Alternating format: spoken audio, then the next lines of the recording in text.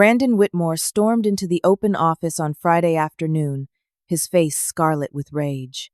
He was gripping a printed email like a weapon. The entire floor went silent as he shouted my name across 200 cubicles. I looked up from my computer as he marched straight to my desk. He yanked my security badge from around my neck hard enough that the lanyard burned my skin. "You're done here, Letitia," he announced loudly. "Fired. Effective immediately. Gross negligence and insubordination." His voice carried to every corner. "Hand over all company property. Right now." Every pair of eyes in that massive open floor plan was on me. I could feel the weight of their stares, the collective holding of breath, the uncomfortable shift of bodies in ergonomic chairs. Brandon stood there, his hand extended, waiting. His designer suit probably cost more than I made in a month. His hair was perfectly styled.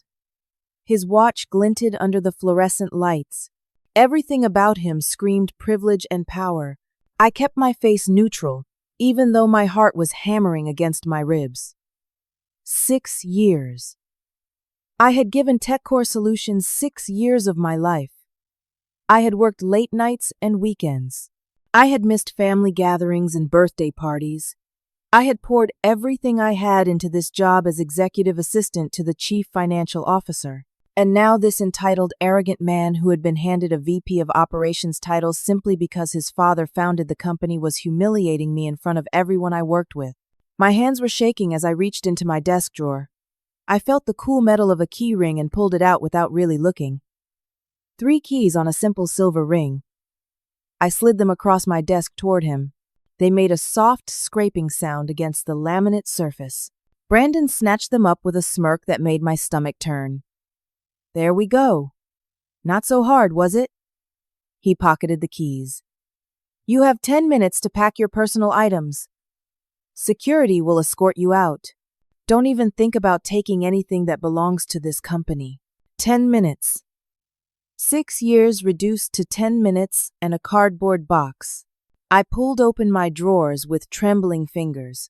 A coffee mug my mother had given me last Christmas with "Best Daughter" painted on the side.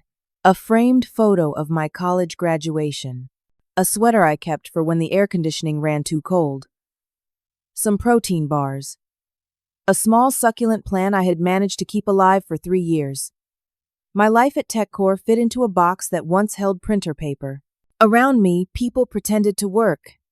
Keyboards clicked, phones rang, but I knew they were watching.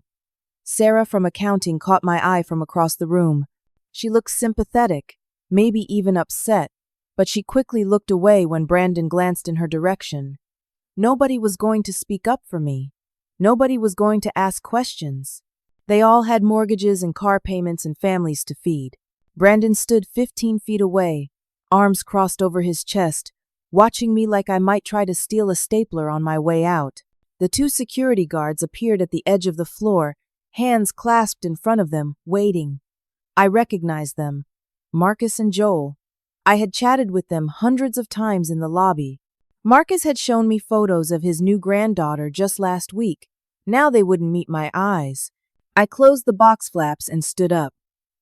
My legs felt unsteady. I hoisted the box into my arms and walked toward the security guards.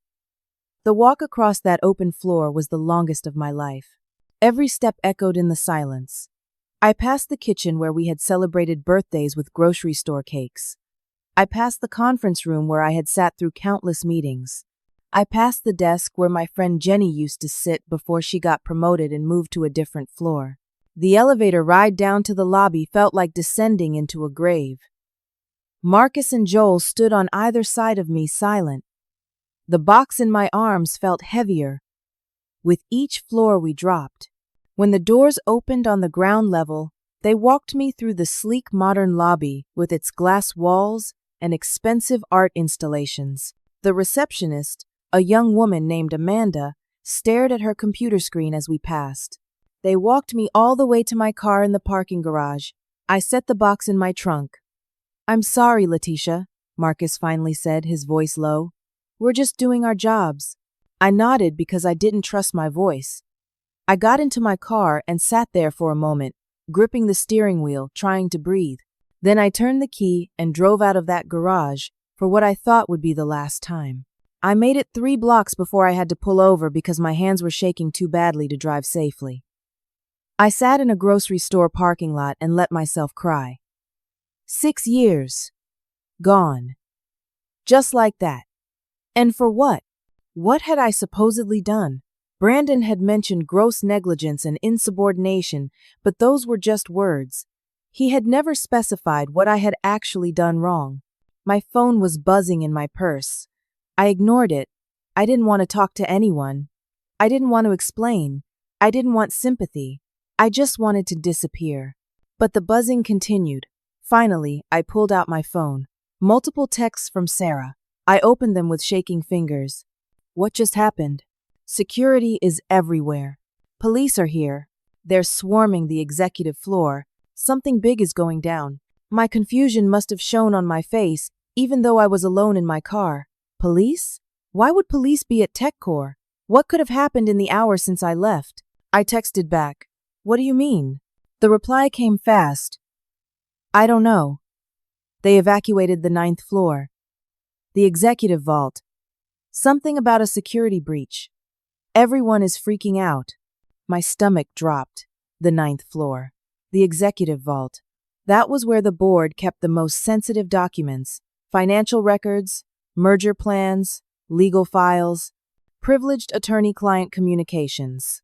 Only 3 people in the entire company had access to that vault. The CEO, the CFO, and Tom from facilities management. Tom. Oh no. My mind raced backward. 3 weeks ago, Tom had asked me to hold on to something for him. He was going on medical leave for a procedure, and he wanted to make sure his backup keys were safe. He had handed me a key ring with 3 keys. Just keep these in your desk drawer, he had said. I'll get them from you when I get back. I had put them in my drawer and honestly forgotten about them. They had gotten mixed in with my own keys, my desk keys, my file cabinet keys. Those weren't my keys I had given Brandon. Those were Tom's keys. Those were executive vault keys. The realization hit me like a physical blow. I had just handed Brandon Whitmore access to the most restricted area in the entire company, and he had used them. Of course he had used them. He probably saw them as some kind of prize, some kind of trophy. He would have been curious. He would have wanted to know what was in that vault. And now the police were there. I sat in that parking lot as the sun started to set, watching shoppers come and go with their carts, and I knew with absolute certainty that my life had just gotten so much worse. The weekend was torture. I barely slept.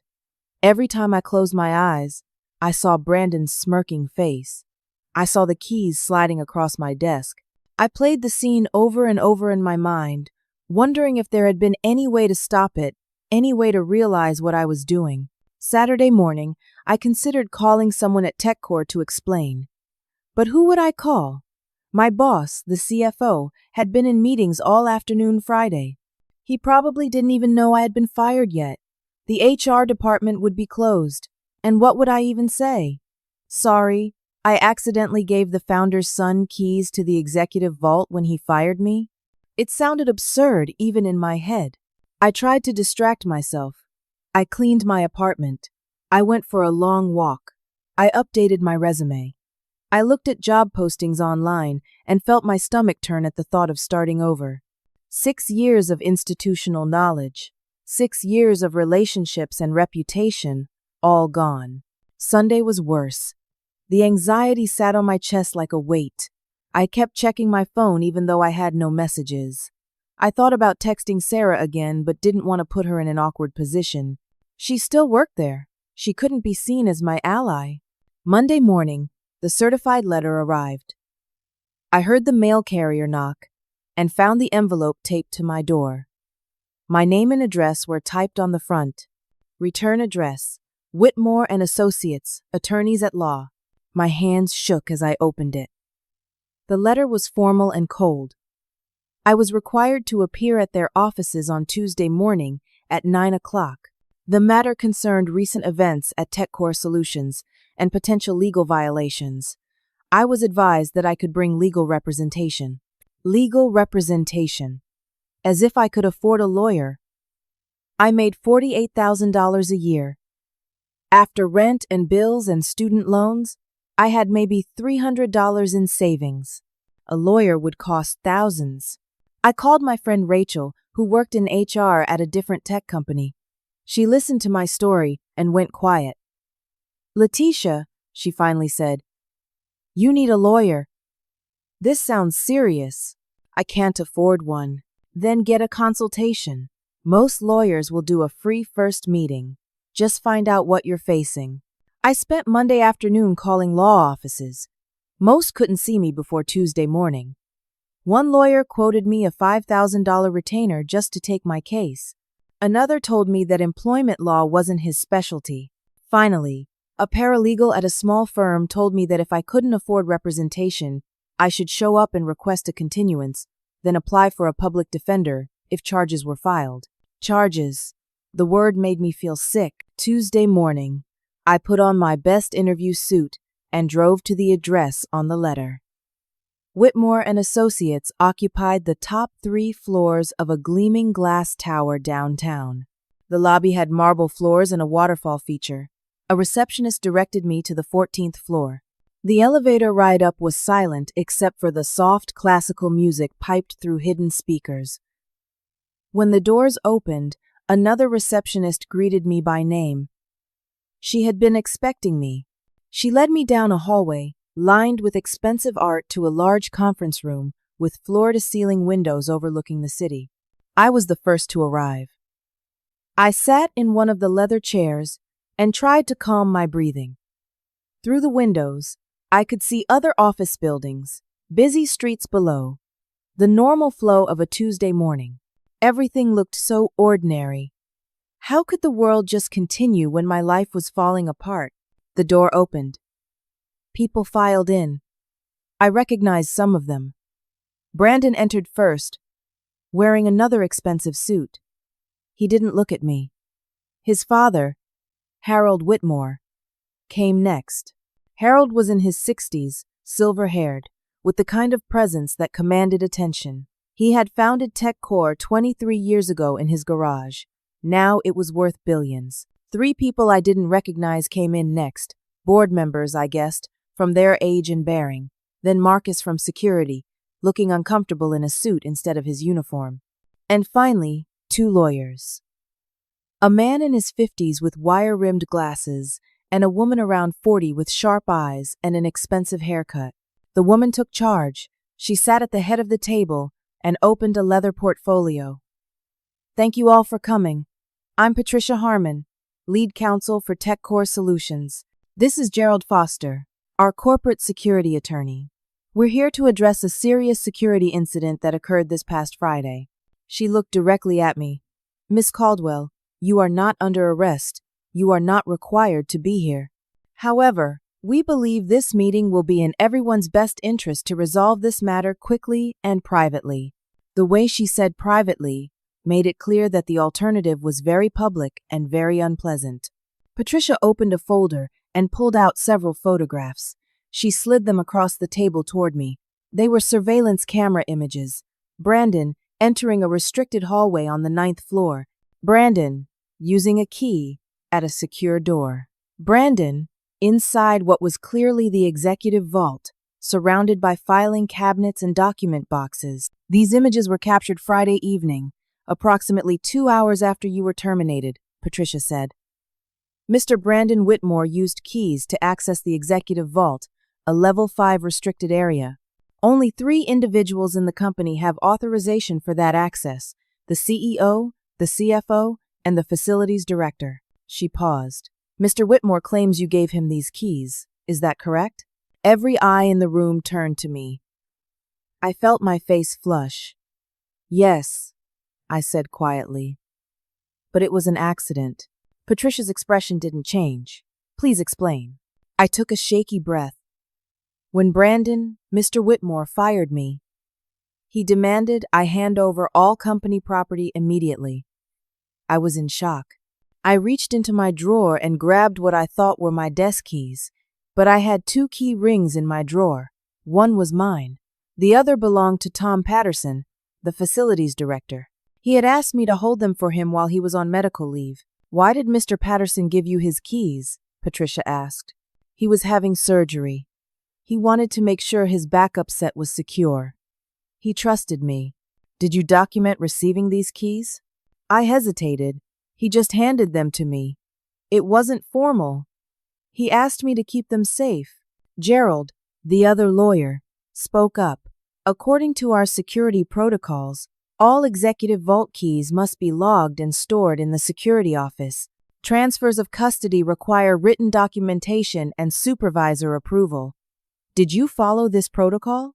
My heart sank. No. Tom just asked me to hold them. I didn't know I was supposed to do anything official. Patricia pulled out another document. Our records show that Tom Patterson signed out his backup keys on October 3rd. That was 3 weeks before your termination. There is no record of those keys being returned or transferred. In fact, there's a security memo from October 10th asking about the location of those keys. Tom Patterson's assistant replied that Tom had them with him during his medical leave. She looked at me. But Tom Patterson didn't have them. You did. For 3 weeks, you possessed keys to our most sensitive vault, and you never reported it. Then you gave those keys to an unauthorized individual who used them to access restricted materials. The trap closed around me. I could see it happening in slow motion. Brandon sat across from me, and I could see the hint of a smirk on his face. He was enjoying this. I didn't know, I said, hearing the desperation in my voice. I didn't mean to give him those keys. It was a mistake. I grabbed the wrong ring. I was humiliated and upset, and I just wanted to get out of there. Miss Caldwell, Patricia said, her voice sharp, your intentions are irrelevant. You violated company security protocols by failing to properly secure executive vault keys. You then transferred those keys to an unauthorized party. As a result, our vault was breached. Confidential documents were exposed, and we now face potential liability from our clients, our board, and possibly regulatory agencies. Harold Whitmore finally spoke. His voice was deep and controlled. Patricia, what are we looking at in terms of damage? We're still assessing, she replied. The vault contains merger documents, financial projections, legal strategies, and client confidential information. Even if nothing was removed, the exposure itself is a massive problem. Our insurance carrier is investigating. The SEC may get involved.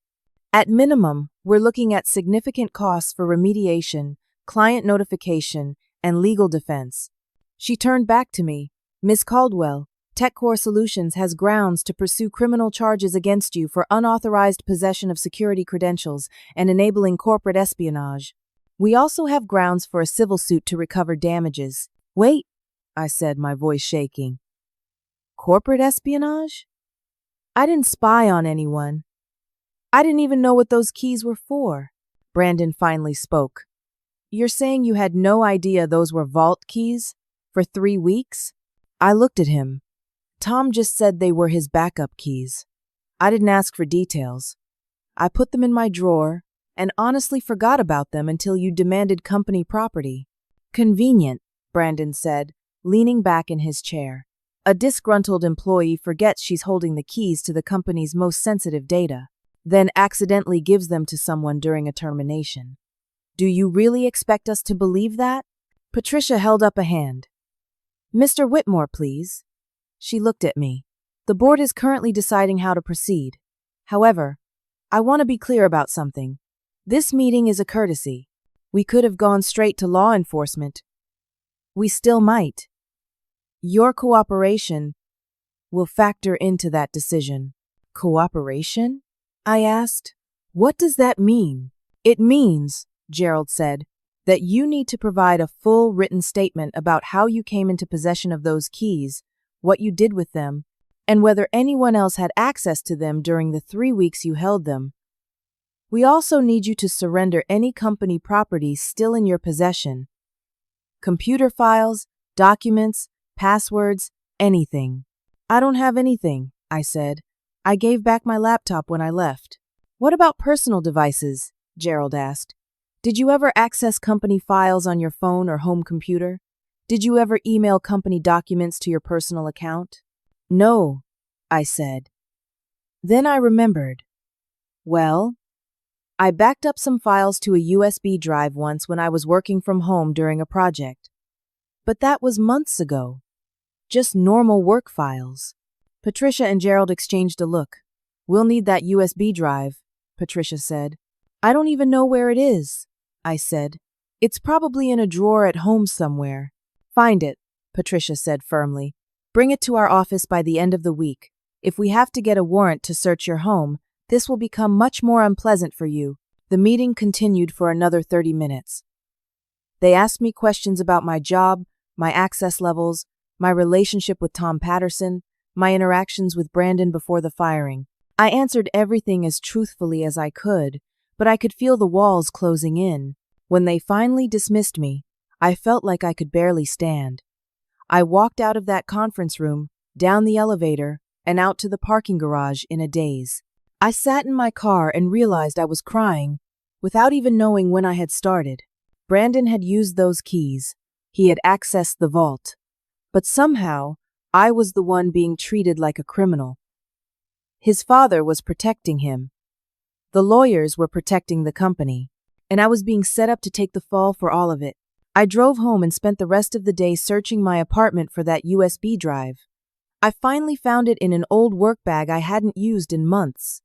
I plugged it into my laptop and looked at the files. They were mostly spreadsheets and presentations from a budget audit I had helped with back in the spring. Nothing sensitive, just background research and data compilation. But the fact that I had it all was going to be used against me somehow. I could feel it. That night, I couldn't eat. I couldn't sleep. I lay in bed staring at the ceiling, wondering how everything had gone so wrong so fast.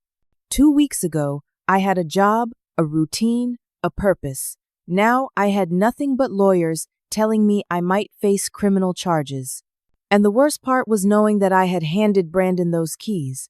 Even if it was an accident, even if I had been in shock, I had still done it. And now he was going to walk away clean while I drowned. The next 2 weeks were a nightmare I kept hoping I would wake up from. I delivered the USB drive to Whitmore and Associates. The paralegal who accepted it made me sign a receipt. I felt like I was signing away any hope of defending myself. I tried to reach Tom Patterson. I needed him to verify my story, to confirm that he had given me those keys and asked me to hold them. I called his desk number at TechCore and got voicemail. I called the main facilities office and was told Tom was still on medical leave and they couldn't give me his contact information. Finally, I tried reaching out through mutual connections on social media. A woman who worked in Tom's department sent me a message. Tom had a massive stroke. He's been in intensive care for 2 weeks. His family isn't allowing visitors outside of immediate family. I'm so sorry. A stroke. My chest tightened. Tom was only 51 years old. He was healthy, active, always talking about his weekend bike rides. How does someone like that just have a massive stroke out of nowhere? But the timing was all wrong. He had his stroke right after giving me those keys, right after he would have needed to explain to security where his backup keys were. The security memo Patricia had shown me was dated October 10th, just days after Tom's surgery. Tom couldn't respond because he was in a coma. I tried to push away the dark thoughts forming in my mind. It had to be a coincidence. It had to be. With Tom unable to verify my story, I was on my own. I tried reaching out to former colleagues, hoping someone would vouch for my character, confirm that I had never shown any signs of being a security risk. I sent careful, friendly messages to people I had worked with for years. Most didn't respond. A few sent brief, awkward replies saying they couldn't help. One person, Jenny, from operations, actually called me. Letitia, I'm so sorry, she said. But TechCore sent around new NDAs and non-disparagement agreements right after you left.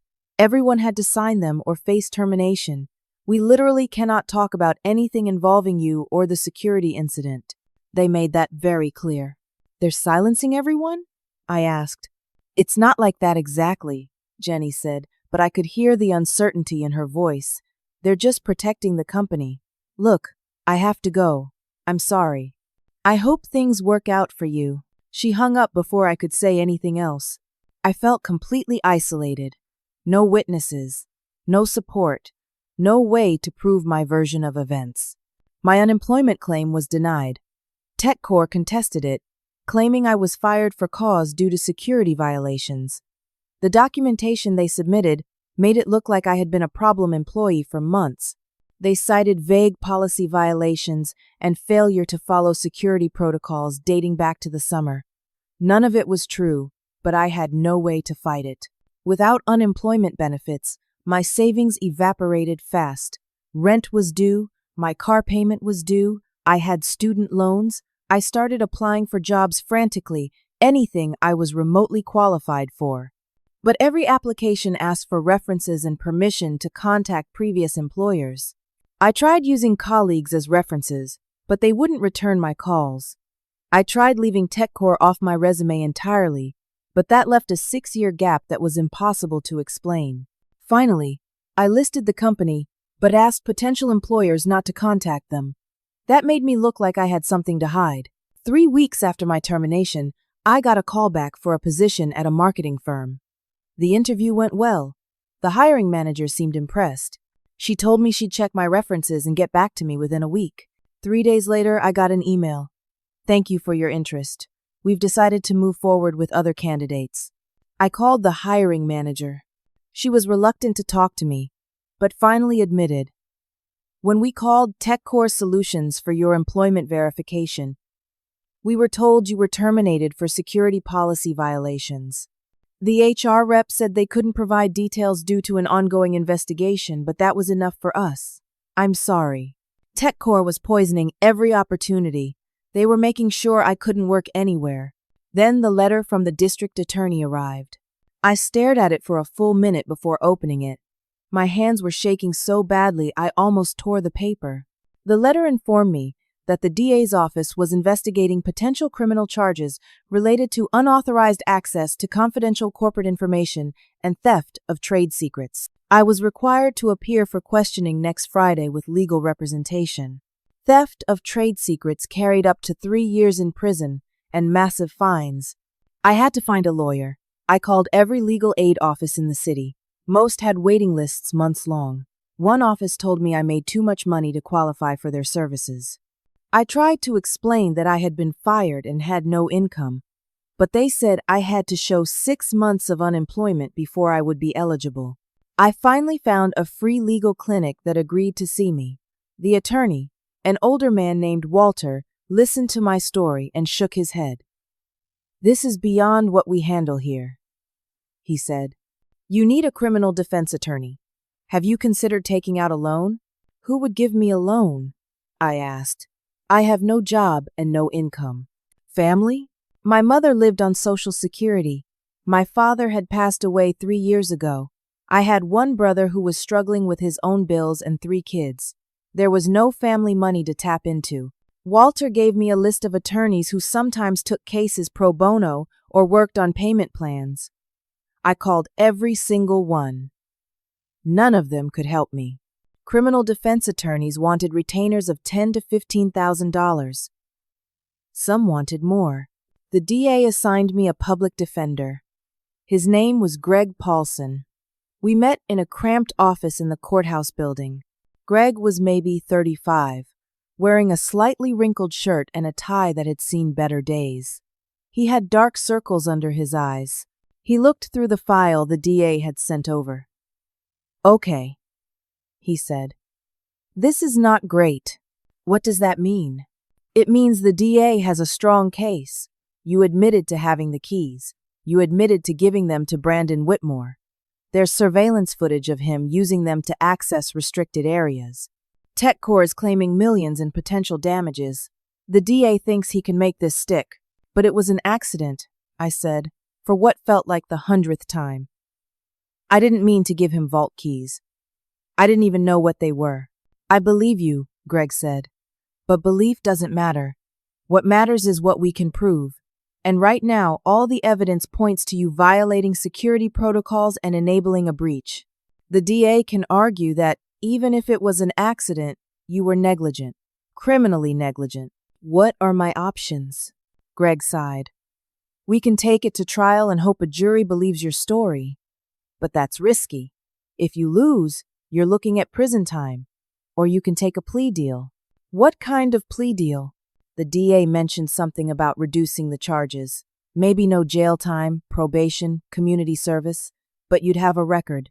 And TechCorps could still sue you civilly for damages. A criminal record. I would never get a decent job again. I would be labeled a thief, someone who violated corporate trust. Everything I had worked for, my entire career, my reputation, all of it would be destroyed. I need time to think, I said. You have until your arraignment next month, Greg said. But Letitia, I'm being honest with you. Taking this to trial is a gamble. The DA has resources we don't have. TechCorps has expensive lawyers feeding him evidence. We're overworked and underfunded. I'll do my best, but you need to understand the odds. I left that meeting feeling like I was sinking into quicksand. Every move I made to save myself pulled me down deeper. That evening, sitting in my apartment with the lights off, I thought about Brandon. He was still working at TechCorps. His father was protecting him. The board was protecting both of them. Meanwhile, I was facing criminal charges and financial ruin for a mistake I made in a moment of shock and humiliation. The injustice of it burned in my chest like acid. My phone rang. Unknown number. I almost didn't answer, but something made me pick up. Miss Caldwell? This is Detective Morrison with the City Police Department. I need to ask you some questions about your USB drive. My stomach dropped. What about it? We received information that you may have accessed that drive from a public library computer last week. Is that correct? I hadn't accessed it from a library. I had looked at it on my home laptop. No, I said. I looked at it at home. Are you sure? We have network logs showing that someone searched for information about TechCorps executive vault protocols from a library terminal. The search was linked to an anonymous email account. That wasn't me, I said. I don't even know what you're talking about. Miss Caldwell, if you've been attempting to access information about the security breach, that's going to look very bad for you. I haven't, I said, my voice rising. I've been trying to find a job and dealing with lawyers. I haven't been anywhere near a library. The detective was quiet for a moment. We'll be in touch, he said, and hung up. I sat there holding my phone, trying to understand what had just happened. Someone had been searching for information about the vault from a library computer, and they thought it was me, unless someone was setting me up. Unless someone wanted to make it look like I was still trying to access company information, making my supposed mistake look more deliberate. I thought about Brandon's smirk during that meeting. I thought about how smoothly Patricia had laid out the case against me. I thought about how every door I tried to open slammed in my face while Brandon walked around free. They were burying me, and I had no way to fight back. 2 months after losing my job, I lost my apartment. I couldn't make rent. My landlord was sympathetic but firm. She had bills to pay too. I had 30 days to vacate. I packed everything I owned into my car. The rest went into a storage unit I could barely afford. I told myself it was temporary. I told myself I would find a way out of this. But sitting in my car in the storage facility parking lot, surrounded by everything that remained of my life, I felt something inside me break. I had never been homeless before. I had never imagined I could be. I had a college degree. I had work experience. I had always paid my bills on time. But none of that mattered now. I was living in my car, parking in 24-hour store lots, using gym memberships to shower, and trying to hide my situation from everyone who knew me. My mother called every few days. She lived in Florida on a fixed income, barely getting by herself. I couldn't tell her what was happening. I made excuses about why we couldn't video chat, claimed I was just busy with job hunting. The lies felt like glass in my throat. I sold my jewelry, my laptop, my nice clothes. I ate protein bars and cheap fast food. I applied for every job I could find, but the callback ratio was 0. TechCore had poisoned my name throughout the industry. Then the arrest warrant was issued. I found out when 2 police officers knocked on my car window at 6 in the morning. I was parked behind a closed grocery store trying to sleep. The knocking woke me from a restless dream.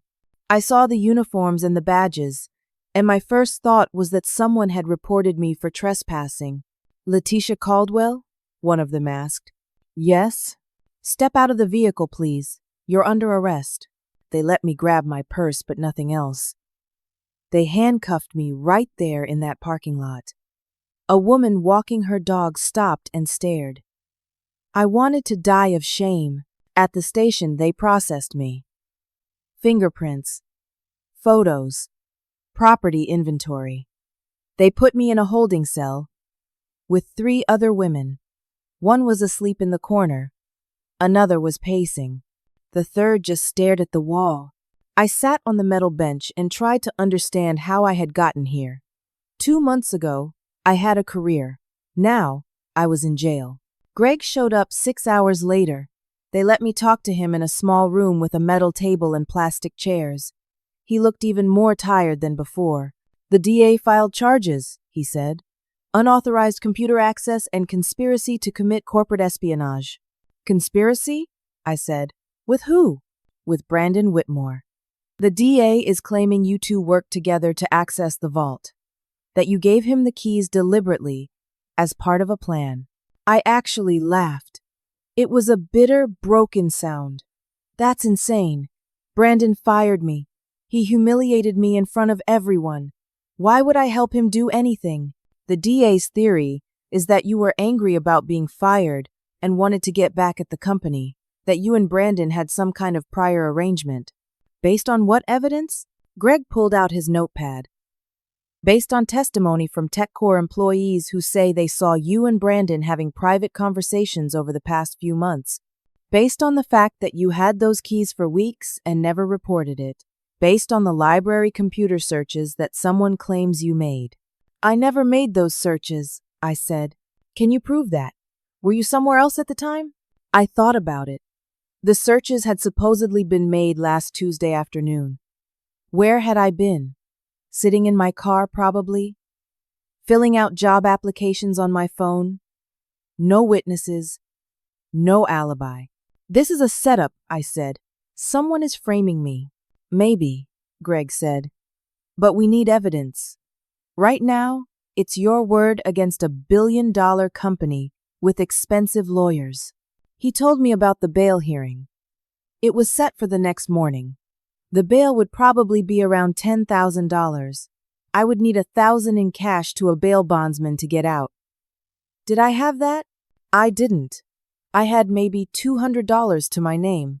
Greg made some calls. My mother, bless her heart, took out a loan against her house in Florida, a house she had spent 30 years paying off.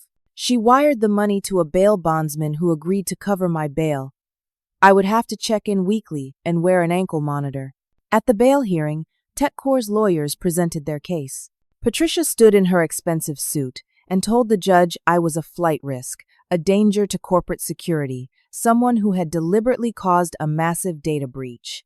She had charts and graphs showing the supposed damage I had caused. $12 million in crisis management costs, legal fees, insurance premium increases, and lost business. $12 million. The judge set bail at $50,000. With the bondsman's 10%, I needed $5,000. My mother's loan covered it, but just barely. I was released with an ankle monitor, a curfew, and orders not to leave the county. I called my mother from a payphone outside the courthouse. "Mom, I'm so sorry," I said, my voice breaking.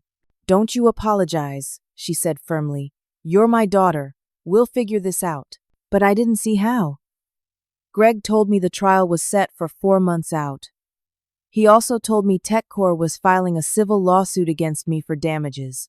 They were seeking full restitution for the $12 million, even if I avoided prison. I would be financially destroyed for the rest of my life. They could garnish my wages forever. I would never own anything, never buy a house, never retire. I would spend my life paying for a mistake I made, in a moment of shock and pain.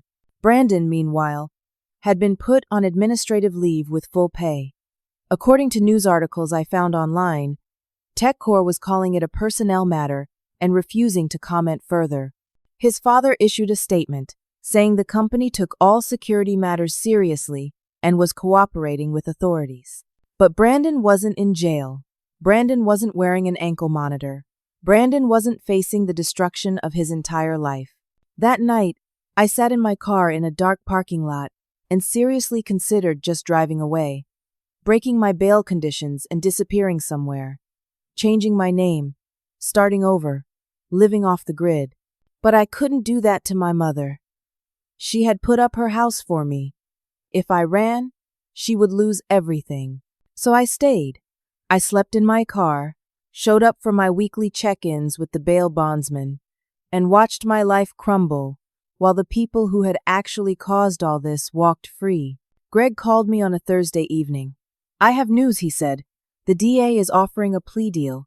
"What kind of deal?" "Plead guilty to unauthorized possession of security credentials. Reduced charge, no jail time, 2 years probation, 500 hours of community service. And you have to pay restitution to TechCore for their costs, probably around $50,000. $50,000? I said. "How am I supposed to pay that? I'm homeless."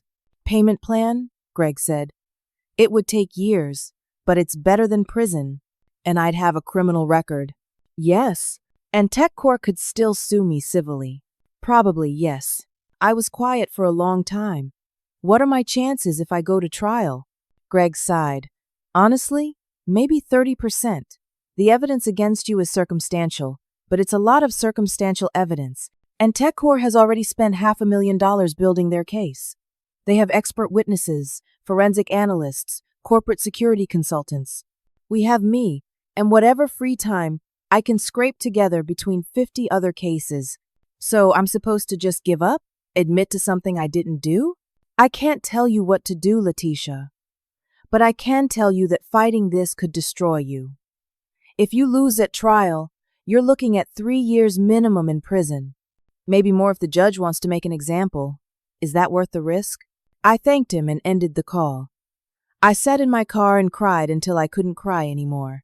Greg gave me 2 weeks to decide about the plea deal. Those were the worst 2 weeks of my life. I couldn't eat. I could barely sleep.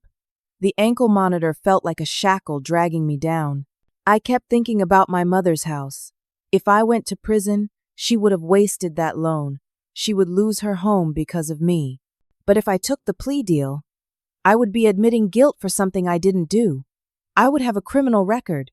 I would never work in my field again. I would spend years paying off debt to the company that had destroyed me. There was no good choice. Every option ended in my destruction. On day 9, I was sitting in my car behind a fast food restaurant when I remembered something. The USB drive. I had returned it to TechCore's lawyers, but I had looked at the files before turning it over. There had been work files on there, spreadsheets and presentations from the budget audit project last spring. Wait. I sat up straighter. That audit project. I had been helping the CFO prepare documentation for the board. I had compiled emails, financial reports, internal memos. Some of those files had come from department heads, including Brandon's department, operations. I tried to remember what had been in those files. There was something about Brandon's budget requests. I remembered the CFO, Donald, had been concerned about irregularities. Brandon had been asking for significantly more funding than his department needed. When questioned, he got defensive. He claimed his father approved everything, but Donald had thought something was off. Had I saved those emails? Had they been on the USB drive? I drove to the public library and used one of their computers. I opened a fresh email account and tried to remember the exact file names. There had been something called Operations Budget Analysis and another file, Department Expense Review Q1. But those files were gone. I had given them to TechCore. There was no way to access them now, unless I had backed them up in the spring. But where? I had been working from home sometimes. Had I emailed anything to myself? I logged into my personal email account and started searching. Old work emails. Subject lines about budgets and audits. I scrolled back months, and then I found it. An email I had sent to myself in April. Subject line: backup files for audit prep, with an attachment, a compressed folder containing dozens of documents. My hands were shaking as I downloaded it. The library computer was slow. The download took 5 minutes that felt like 5 hours. When it finally opened, I started going through the files. Spreadsheets, memos, email chains. And then I saw it. An internal email thread from March. Brandon to various department heads, CCing his father, Harold. The subject line was Q2 budget increases required. In the email, Brandon laid out why he needed a 40% budget increase. He claimed it was for operational improvements and strategic initiatives. But when I opened the attached spreadsheets showing the expense breakdown, something caught my eye. The numbers didn't add up. Brandon was claiming certain expenses that should have been capital costs, not operational. He was inflating vendor costs. He was creating budget lines for positions that didn't actually exist. I kept digging. Another email from Tom Patterson, the facilities manager, to Donald, the CFO. The date was early April. Tom wrote, "I need to bring something to your attention. Brandon Whitmore has been pressuring me to give him access to the executive vault. He claims his father approved it and that he needs to review facilities, contracts. I told him I couldn't do that without written authorization from the board. He became hostile. I'm documenting this conversation per protocol." Donald's reply: "Thank you for bringing this to my attention. Do not grant vault access to anyone without board approval. I'll discuss this with Harold. Please keep me informed of any further contact." There was more. Another email from Donald to the board dated mid-April. Subject: concerns regarding operations budget and oversight. The email detailed the expense irregularities and Tom's report about Brandon seeking vault access. Donald recommended a formal audit of Brandon's department. I sat back in the library chair, my heart pounding. Brandon had been trying to get into that vault for months. He had been falsifying budgets. And right after Donald recommended an audit, what happened? Tom had a stroke, the audit never happened, and Brandon got his budget increases approved. Had Brandon actually poisoned Tom? That seemed impossible. But the timing was incredibly suspicious. More importantly for my case, these emails proved that Brandon was already interested in vault access before I ever gave him those keys. It wasn't some innocent mistake on his part. He had been looking for a way in, and when I accidentally handed him the keys, he jumped at the opportunity. This changed everything, but then reality crashed back in. These were company files. Files I had backed up for work purposes months ago. If I used them now, TechCore's lawyers would claim I stole proprietary information. They would say I had been planning this all along, that I had deliberately saved evidence to use against them later. I could be charged with additional crimes just for having these files. I called Greg from the library. He answered on the 4th ring. "Letitia? What's wrong?" "I found something," I said. Evidence that Brandon was trying to get vault access months before I gave him the keys. Evidence that he was falsifying budgets. Evidence that Tom reported him and then suddenly had a stroke right before an audit could happen. "Where did you find this?" "On my personal email. I had backed up work files for a project last spring. They've been sitting there for months. I forgot I even had them." Greg was quiet for a long moment. "Letitia, listen to me carefully. Those are company files. If you use them, TechCore will argue you stole confidential information. The DA will see it as you trying to fabricate a defense. It could backfire badly, but it proves I'm innocent," I said. "It proves Brandon was already trying to access that vault. It proves he was interested in vault access, Greg corrected. But it doesn't prove he knew those specific keys would open the vault when you gave them to him. And it doesn't change the fact that you had those keys improperly for 3 weeks and then gave them to him. So what am I supposed to do? Just let this evidence sit here? I need to think about this, Greg said. Don't do anything with those files yet. Don't forward them to anyone. Don't print them. Just leave them where they are. Let me figure out the best way to handle this legally. But I was tired of waiting. I was tired of letting other people control my fate. I was tired of playing by rules that only seemed to apply to me while Brandon and his father faced no consequences. That night, I created an anonymous email account. I compiled the most damaging files from my backup, the budget irregularities. Tom's email about Brandon pressuring him. Donald's recommendation for an audit. I sent everything to 3 places: the SEC's anonymous whistleblower tip line, TechCore's board of directors, and a journalist who covered corporate corruption for a major newspaper. Then I deleted the anonymous account and went to sleep in my car, feeling something I hadn't felt in months, a small spark of hope. 3 days later, that hope was extinguished. 2 police officers showed up at the grocery store parking lot where I was parked. They arrested me again. The charge this time, tampering with evidence and attempting to manipulate an ongoing investigation. TechCore's cybersecurity team had traced the anonymous email. I had thought I was being careful, but I wasn't careful enough. They tracked it to the library computer I had used, then pulled surveillance footage showing me at that computer at the exact time the email was sent. Greg met me in the holding cell. He looked furious. I told you not to do anything with those files. I had to, I said. Nobody else was going to do anything. And now you've made everything worse, he said. The DA is adding new charges. Your bail has been revoked. You're staying in jail until trial. And the judge is going to see this as proof that you're not taking the legal process seriously. What about the evidence? I asked. What about what Brandon did? Right now, nobody cares, Greg said bluntly. All they care about is that you violated bail conditions by sending confidential company files from an anonymous account while facing criminal charges. You've just proven TechCore's point that you can't be trusted with sensitive information. I wanted to scream. I wanted to break something.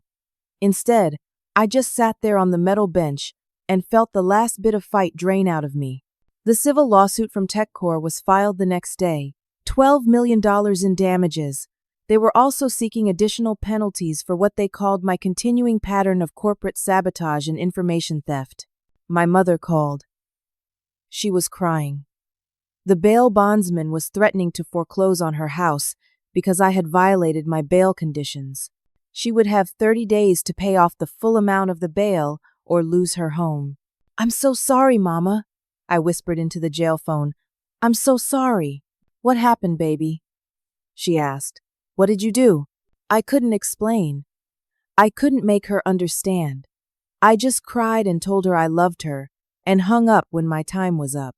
Greg came back 2 days later with the DA's updated plea offer. It was worse now. Plead guilty to all charges.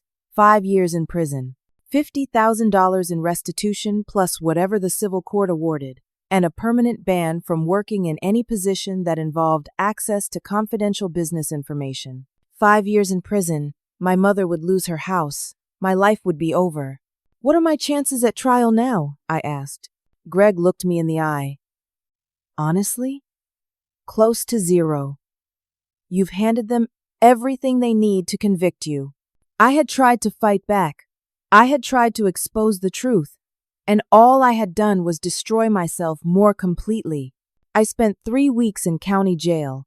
3 weeks of orange jumpsuits and shared cells and terrible food. 3 weeks of staring at cinder block walls and wondering how my life had come to this. Then, on a Tuesday morning, a guard came to get me. You have a visitor. Attorney. I assumed it was Greg coming with more bad news, but when I got to the visitation room, I saw a man I didn't recognize. He was in his 50s, wearing an expensive suit, with silver hair and sharp blue eyes. Miss Caldwell, my name is Douglas Blackwell. I'm an attorney with Morrison and Blackwell. I represent Tom Patterson. I sat down slowly. Tom? How is he? He woke up, Douglas said. 2 weeks ago. He's still recovering, but he's able to communicate. His family brought me in because Tom insisted there were things that needed to be addressed regarding his employment at TechCore. Hope flickered in my chest. Can he testify? Can he tell them that he gave me those keys? He can, Douglas said. And he will. But there's more. Much more. Douglas opened his briefcase and pulled out a thick file. Tom's medical team ran extensive tests when he was admitted. Standard protocol for stroke victims. They found elevated levels of a compound called tetramethylene disulfotetramine in his blood. It's a rodenticide. In high doses, it can induce seizures and strokes. I stared at him. Someone poisoned him? That's what Tom believes. And so does his family. The day before his stroke, Brandon Whitmore took him to lunch. Tom remembers feeling ill that evening. The next morning, he collapsed. But that's just circumstantial, I said.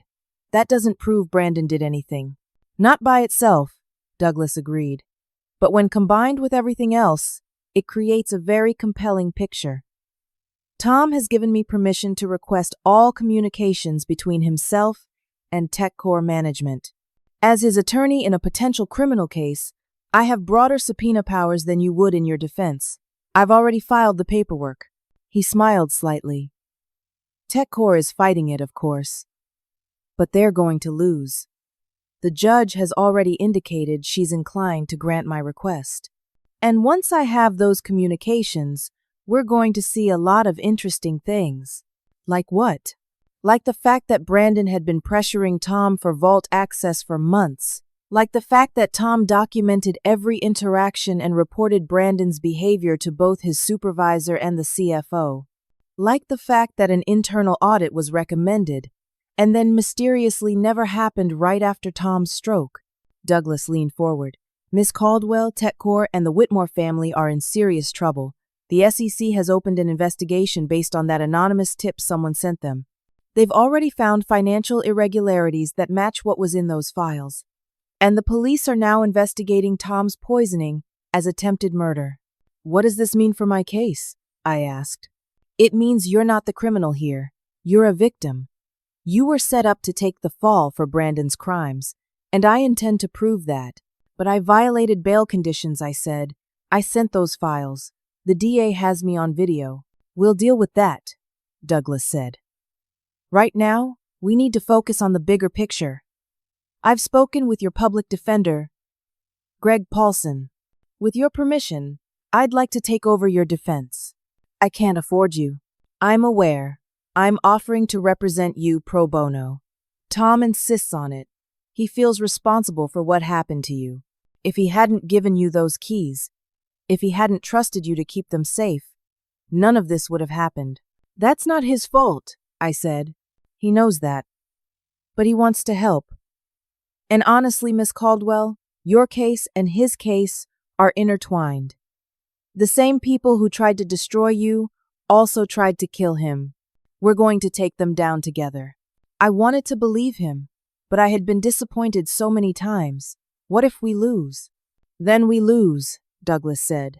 But I don't lose often, and I'm very motivated. Someone tried to murder my client and frame an innocent woman. That makes me angry. And when I'm angry, I'm extremely effective.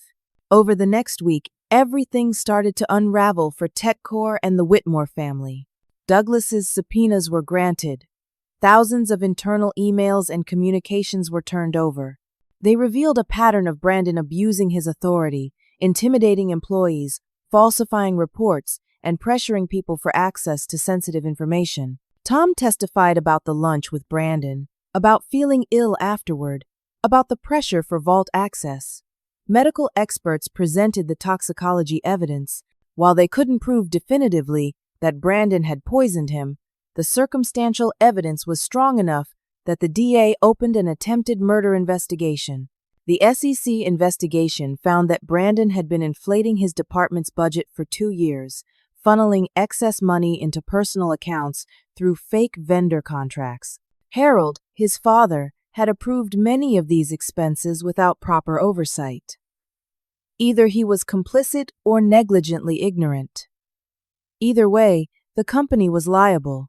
TechCore's insurance carrier, learning about the criminal investigation and the SEC findings, announced they would not cover the company's legal costs. They claimed TechCore had violated the terms of their policy by failing to report known risks and allowing criminal behavior to continue unchecked. The board of directors went into crisis mode. 3 members resigned immediately. The stock price dropped 30% in 1 week. And then, the surveillance footage surfaced. Douglas's team had requested all security footage from the day I was fired. TechCore had provided some footage, but claimed other recordings had been automatically deleted per their retention policy. Douglas didn't believe them. He hired a digital forensics expert who recovered deleted files from TechCore's backup servers. And buried in those files was footage from earlier on the day I was fired. The footage showed Brandon entering the open office floor at 7 in the morning, hours before most employees arrived. He went directly to my desk. He took out his phone and photographed the contents of my top drawer, including the key rings sitting there. He spent several minutes examining them, taking close-up photos of each key. The timestamp was 6 hours before he fired me. When Douglas showed me that footage, I felt like I couldn't breathe. "He knew," I whispered. "He knew," Douglas confirmed. "He spent weeks watching you, figuring out your routines, looking for anything he could exploit. When Tom gave you those keys, Brandon saw his opportunity. He photographed them to identify what they opened. Then he orchestrated your very public firing specifically to force you to hand over company property in front of witnesses. He knew you'd be flustered and upset. He counted on you grabbing those keys and giving them to him. He planned the whole thing, every detail. And then he and his father tried to pin everything on you while they covered their tracks. The video analysis expert Douglas examined Brandon's body language during the firing. The expert's report stated that Brandon's actions were consistent with premeditated behavior and showed none of the spontaneous, emotional responses typical of genuine workplace conflict. He had been performing for an audience, creating a scenario where he would end up with those keys while appearing to be the victim of my supposed negligence. The attempted murder charge against Brandon was upgraded to first degree. Prosecutors believed he had poisoned Tom to prevent the internal audit and to ensure Tom couldn't report his attempts to access the vault. Harold was charged as an accessory for helping cover up his son's crimes and for obstruction of justice. The evidence showed he knew about the budget fraud and had actively worked to protect Brandon from consequences. TechCore's lawyers tried to make a deal. They approached Douglas with an offer to drop all charges against me, seal all records, and pay $200,000 in a settlement if I agreed to sign an NDA and never speak about any of it publicly. Douglas told me about the offer in the jail conference room. "It's a significant amount of money," he said, "and it would end this nightmare quickly." "What do you think I should do?" I asked. "I think you should reject it," he said firmly. "Not because I want to drag this out, but because we can do better. Much better. If we take this to trial, we'll expose everything TechCore did. Brandon will go to prison. Harold will face consequences, and you'll walk away with enough money to rebuild your life properly." "But what if something goes wrong?" I asked. "What if the jury doesn't believe us? What if TechCore's lawyers find a way to spin this?" "That's always a risk," Douglas admitted. "But I believe in our case. Tom's testimony is powerful. The medical evidence regarding his poisoning is compelling. The surveillance footage of Brandon photographing your desk is damning. The financial fraud is documented. We have emails, expert witnesses, forensic evidence. We have everything we need. How long would a trial take?" "Months. Maybe longer. You'd have to stay strong. Trust the process. Trust me." I thought about my mother and her house. I thought about the 3 weeks I had already spent in jail. I thought about how close I had come to taking that plea deal that would have destroyed my life. Then I thought about Brandon's smirk when he fired me.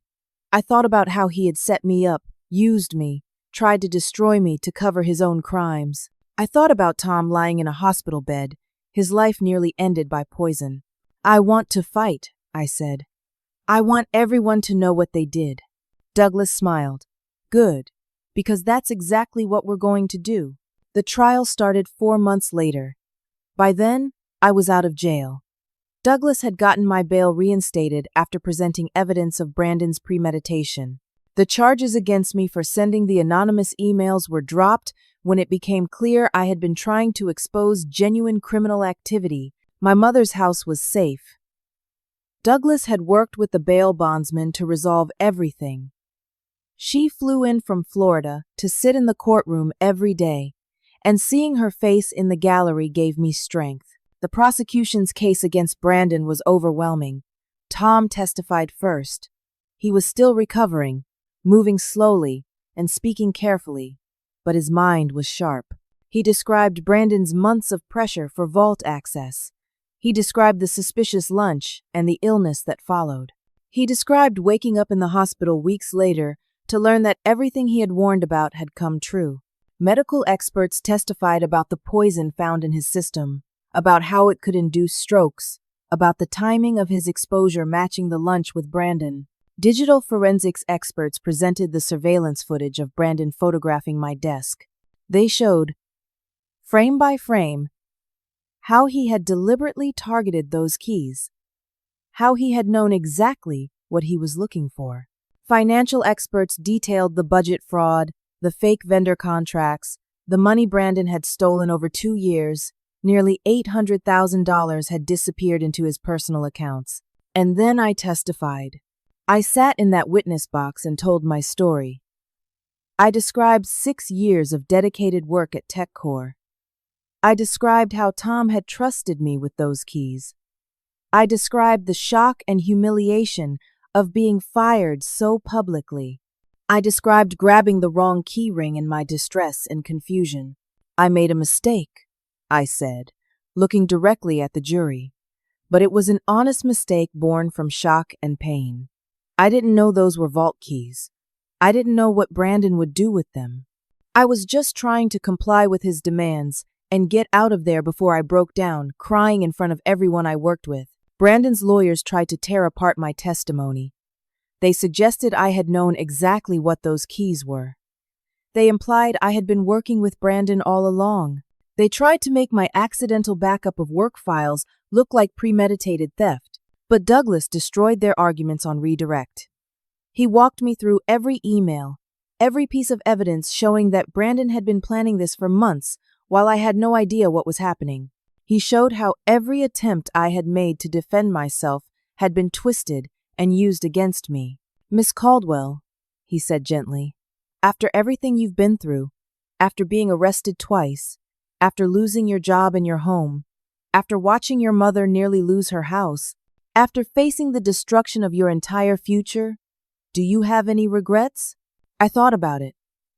Yes, I said. I regret that I was too trusting. I regret that I didn't recognize evil when it was standing right in front of me. But I don't regret fighting back. Even when it made things worse, even when everyone told me to give up, I don't regret refusing to accept blame for something I didn't do. The jury deliberated for 6 hours. When they came back, the verdict was unanimous on all counts. Brandon Whitmore, guilty of attempted murder, corporate fraud, conspiracy, theft, and a dozen other charges. The judge sentenced him to 25 years in federal prison. Harold Whitmore, guilty of being an accessory after the fact, obstruction of justice, and securities fraud. He got 12 years and was permanently banned from serving as an officer or director of any public company. All charges against me were dropped with prejudice, meaning they could never be filed again. The DA issued a public apology, admitting that his office had been misled by TechCore's lawyers and had failed to properly investigate before charging me. The civil trial came next. Douglas sued TechCore for wrongful termination, defamation, emotional distress, and malicious prosecution. We also sued Brandon and Harold personally. TechCore's new board, desperate to move past the scandal and rebuild their reputation, settled quickly. $4.7 million. They also had to correct my employment records, provide a glowing reference letter, and issue a public statement acknowledging that I had been wrongfully terminated and unjustly accused. The personal suit against Brandon and Harold resulted in another $2 million in judgments, though collecting from them would be difficult given their legal costs and frozen assets. Tom recovered enough to return to work part-time. TechCore offered him an executive position and a substantial raise as an apology. He accepted but made it clear he would be watching them carefully. The company offered me a senior position too, a corner office, a six-figure salary, everything I might have wanted a year ago. I turned it down. I was done with TechCore. I was done with corporate America and their politics and their willingness to destroy anyone who got in the way of profit. Instead, I used the settlement money to start something new. I founded a nonprofit organization called Second Chance Defense. We provide legal support, resources, and advocacy for employees who have been wrongfully terminated or falsely accused by their employers. We help people who can't afford lawyers, who are facing impossible odds against powerful companies. Tom sits on our board. So does Douglas, who remains a close friend and advisor. Sarah from accounting, who never forgot how she felt watching me be escorted out that day, left TechCore and now works as our operations director. We've helped 63 people in our first year. We've taken on cases against companies large and small. We've won most of them. The ones we lose, we learn from and do better next time. I speak at conferences now, telling my story. I talk about workplace rights, corporate accountability, the importance of documentation and persistence. I talk about how injustice doesn't always resolve quickly, how fighting back sometimes means enduring more pain before vindication comes. But I also talk about hope, about how truth has a way of surfacing even when powerful people try to bury it, about how there are good people in the world, people like Tom and Douglas and Sarah who will stand up even when it costs them. I think about those keys a lot. The keys I accidentally gave Brandon, thinking I was just complying with the termination, not knowing I was handing him the evidence that would expose his crimes and ultimately lead to his downfall. Those keys didn't just open a vault. They unlocked the truth about a corrupt system. They revealed the lengths some people will go to protect their power and privilege. And in a strange, painful way, they gave me a purpose I never would have found otherwise. My mother tells me she's proud of me. That makes me cry every time. She could have lost everything because of my situation, but she never once blamed me or questioned whether I was telling the truth. That kind of faith, that kind of love, is what carried me through the darkest times. I still have hard days. I still wake up sometimes with anxiety about money or the future. I still carry the trauma of those months when everything fell apart. But I also have something I didn't have before. Certainty about who I am and what I'm meant to do. I'm meant to fight for people who can't fight for themselves. I'm meant to stand up to bullies and liars and people who abuse their power.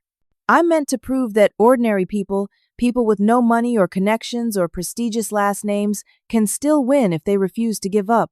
Sometimes the worst moment of your life turns out to be the key to your greatest purpose. You just have to survive long enough to find out. Brandon is in federal prison in Pennsylvania. Harold is serving his sentence in a minimum security facility in Virginia. TechCore was eventually sold to a larger tech company, and the Whitmore name disappeared from the business world. And me? I'm rebuilding my life one day at a time, helping others rebuild theirs, and proving that justice, however delayed, however hard won, is always worth fighting for. I want to ask you something. Have you ever been in a situation where everyone told you to give up? Where all the evidence seemed stacked against you? Where fighting back only seemed to make things worse? What did you do? Did you keep fighting? Or did you walk away? I'd love to hear your stories in the comments below. If this story resonated with you, if it made you think about justice and perseverance and the power of refusing to accept defeat, please hit that like button. It helps more people find these stories. Subscribe to the channel so you don't miss future stories about real people overcoming impossible odds. And share this video with someone who needs to hear that it's never too late to fight for what's right. Thank you for listening to my story. Thank you for believing that truth matters, that justice matters, that ordinary people can make a difference. I hope whatever challenges you're facing today, you find the strength to keep going. You're stronger than you think, you're braver than you know, and you deserve to have your story heard. Take care of yourselves out there. Keep fighting the good fight. And remember, sometimes the keys to your future are hiding in the worst moments of your past.